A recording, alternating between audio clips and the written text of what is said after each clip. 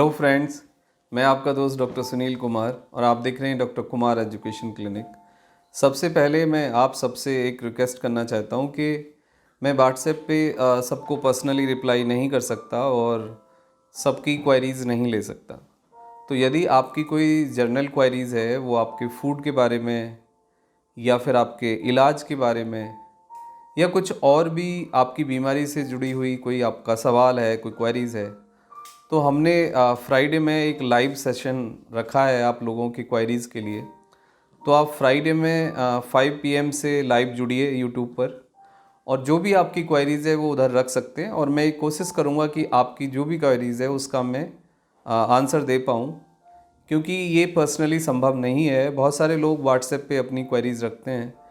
हमने जो यूट्यूब पे नंबर दिया है आपको या फेसबुक पे या इंस्टाग्राम पे डॉक्टर कुमार एजुकेशन क्लिनिक के डिस्क्रिप्शन में डिटेल्स में जो नंबर आपको आता है, वो नंबर अपॉइंटमेंट लेने के लिए है या फिर आपको ऑनलाइन कंसल्टेशन लेना है तो उसके लिए है। तो यदि आपको कंसल्टेशन लेना है तो आप व्हाट्सएप पे मैसेज करिए, जिसमें आप पर्सनल कंसल्टेशन भी ले सकते हैं, विज़िट कर सकते हैं क्लिनिक पे और ऑनलाइन कंसल्टेशन भी ले सकते हैं। और यदि आपकी कोई जनरल क्वेरीज़ है तो आप वो फ्राइडे में आप हमारे साथ लाइव चैट के साथ जुड़िए। Thank you friends, I hope कि आप ये चीज़ें फॉलो करोगे, क्योंकि मेरे पास पर्सनली उतना टाइम नहीं होता है। तो आज हम बात करेंगे कि एसिड रिफ्लेक्स क्या है और एंजाइटी क्या है और इन दोनों का क्या आपस में संबंध है। बहुत सारे लोगों ने ये कंटिन्यूसली पूछा है कि एसिड रिफ्लेक्स के कारण क्या एंजाइटी होती है, क्या एंजाइटी या न्यूरोलॉजिकल प्रॉब्लम्स यानी कि एंजाइटी, डिप्रेशन या फिर दिमागी प्रॉब्लम्स के कारण पेट खराब हो जाता है। तो ये लगातार सवाल लोग पूछते हैं और इसका शायद कोई सेटिस्फैक्ट्री आंसर शायद नहीं मिल पा रहा है लोगों को। तो आज मैं कोशिश करूंगा कि आपका ये जो सवाल है इसका एक सीधा सा एक सरल जवाब आपको दे पाऊँ इस वीडियो में। तो वीडियो को आप पूरा देखिए, चैनल को सब्सक्राइब करिए, अपने फ्रेंड के साथ शेयर करिए और जो भी आपका रिएक्शन है वो हमें लिखिए। देखो, सबसे पहली बात तो ये है कि देखा ये गया है कि बहुत सारे लोगों को जो सबसे पहली स्टेज होती है हम उस पे जाते हैं कि यदि वो बहुत ज़्यादा मिर्च मसाला खा लेते हैं या वो बहुत ज़्यादा ओवर ईटिंग कर लेते हैं या आउटसाइड फूड ले लेते हैं या फिर पेट में कोई इन्फेक्शन हो जाता है या कॉन्स्टिपेशन हो जाता है, तो एसिड थोड़ा सा वफ़र करता है, यानी एसिड रिफ्लेक्स की कंडीशन डेवलप हो जाती है। या फिर आपको ओबेसिटी आ जाए या आपका लिवर फैटी हो जाए या फिर लंबे समय तक आप एक पॉस्चर में बैठे रहें, तो एक कंडीशन डेवलप ये होती है कि आपका जो एसिड है वो आपकी फूड पाइप में या फिर पेट के ऊपर वाले हिस्से में थोड़ा सा रिफ्लेक्ट करने लग जाता है। इससे क्या होता है, अब कल्पना ये करिए कि यदि आपको एसिड रिफ्लेक्स है, यानी फूड पाइप के अंदर यदि आपको एसिड है, यानी चेस्ट पे आपके एसिड यदि रुक जाए और आपको हल्का टिंगलिंग लगे या गर्माहट लगे या फिर दर्द लगे या फिर जलन हो जाए, तो आप सबसे पहले क्या सोचेंगे? जनरली जो हमने देखा होता है, जो सुना होता है या जो हम कभी ना कभी नेगेटिविटी में या फियर में सोचते हैं, वही रिफ्लेक्शन होता है। हम जनरली यही सोचेंगे, आप यही सोचोगे कि भाई आपको कोई दिल की प्रॉब्लम तो नहीं हो गई है, आपको कोई कार्डियोलॉजिकल प्रॉब्लम तो नहीं है, आपके दिल में कोई प्रॉब्लम तो नहीं है और इससे आपको कोई सीरियस इलनेस तो नहीं हो जाएगी, आपकी डेथ तो नहीं हो जाएगी। यानी कि एसिड रिफ्लेक्स के साथ फियर, एंजाइटी और fear of death, fear of illness, ये सब जुड़ा हुआ है।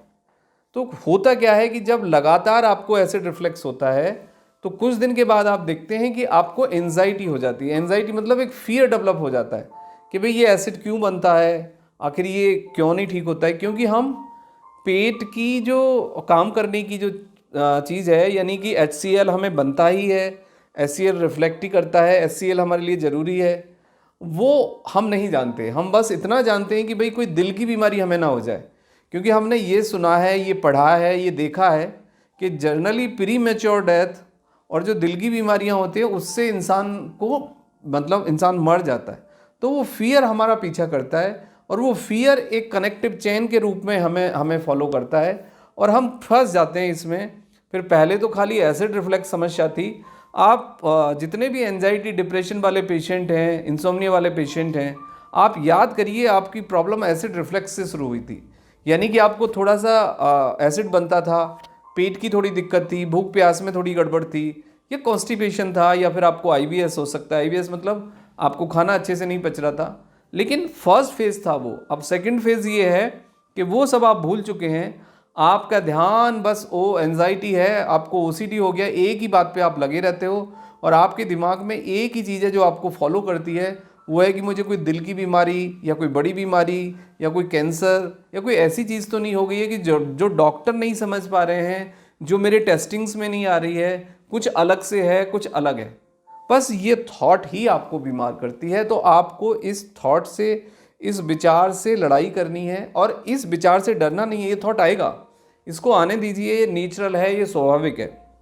देखो, एक रिसर्च के अनुसार इंसान का जो फियर है वो 99% इमेजिनेटरी होता है और रिफ्लेक्टेड होता है। रिफ्लेक्टेड फियर से मतलब ये है कि जैसा आपने सुना, जैसा आपने देखा, जैसा आपके साथ घटित हुआ या फिर आपके आसपास सराउंडिंग में आपने देखा, वैसा ही आपका थॉट, वैसा ही आपका विचार बन जाता है। अब मैं इसको एक क्लियर कट एग्जाम्पल से सिद्ध करूँगा। एक पेशेंट ने हमारे क्लिनिक में विजिट किया और मैंने उस पेशेंट से पूछा कि भाई आपका दिल किधर है। तो उस पेशेंट ने बताया कि मेरा जो दिल है वो राइट साइड में है, और वो राइट साइड में ही उसने अपना हाथ रखा हुआ था। और वो पेशेंट मेरे से बोल रहा था कि भाई मुझे शायद दिल में कुछ हो गया है, कुछ दिल की बीमारी हो गई है, कुछ न कुछ है। तो मैंने जब उस पेशेंट को एक वीडियो दिखाया, एक ग्राफिक्स के थ्रू मैंने उसको समझाया कि जो हमारा दिल है वो लेफ़्ट साइड में होता है, ना कि राइट साइड में। उस पेशेंट ने शुरू में तो बड़ा अजीब सा रिएक्ट किया कि नहीं नहीं आप झूठ बोल रहे हो, ऐसा नहीं होता, मुझे यहीं दिक्कत होती है और ये दिल है मेरा यहाँ पे, इधर मुझे दिक्कत होती है। तो पेशेंट ने फिर 5 मिनट के बाद जब पेशेंट को ये लगा कि ये रियलिस्टिक बात है और ये लेफ़्ट साइड में ही होता है, क्योंकि कोई वीडियो, कोई ग्राफिक्स या इतने सारे डॉक्टर्स एक गलत झूठ बात तो नहीं बोलेंगे। तो पेशेंट को 10 मिनट के अंदर बिल्कुल शांति हो गई, पेशेंट की एंजाइटी ठीक हो गई, उसका बीपी नॉर्मल हो गया, उसका जो पल्स रेट था यानी कि जो धड़कन थी वो ठीक हो गई, पैल्पिटेशन ठीक हो गया, और जो घबराहट, बेचैनी उस पेशेंट के चेहरे पे थी वो सब नॉर्मल हो गई। तो इस सबसे ये सिद्ध होता है कि हमारा जो प्रॉब्लम है वो most of the time imaginatory होता है, most of the time reflected होता है, मोस्ट ऑफ द टाइम हमारे रिएक्शन में एक फियर होता है।